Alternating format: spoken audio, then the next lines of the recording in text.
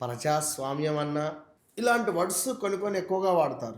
So, అదేవిధంగా ఈ మకర రాశి వారి యొక్క కోపం అనేటువంటిది బయటికి రాదు. హ్మ్. మనసులో ఉంటుంది. హ్మ్.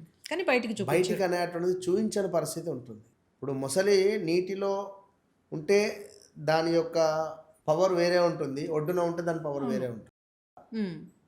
ఈ మకర రాశి వారు ఎవరైతే ఉన్నారో వీరితో మనం ఎంత ప్రేమగా, ఎంత అన్యోన్యంగా ఉంటామో వారు మనతో అంత అద్భుతంగా ఉంటారు. ఏమాత్రం మనము తోక జాడించినా కూడా పరిస్థితి బీభత్సంగా ఉంటది. మనల్ని భయపెట్టేస్తారు వాళ్ళు. వాళ్ళు మనల్ని భయపెట్టేస్తారు. ఓకే. భయపెట్టేటువంటి ఒక సత్తా ఉంటది వాళ్ళ జాతకంలో. మకర రాశి వాళ్ళది.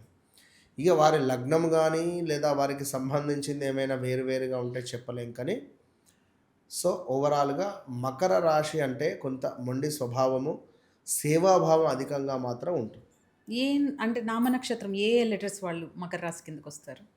జ, జి, జు, జే అక్షరాలతో ఉండేటువంటి పేర్లు కలిగినటువంటి వారు మకర రాశి కింద చెప్పబడుతూ ఉన్నారు.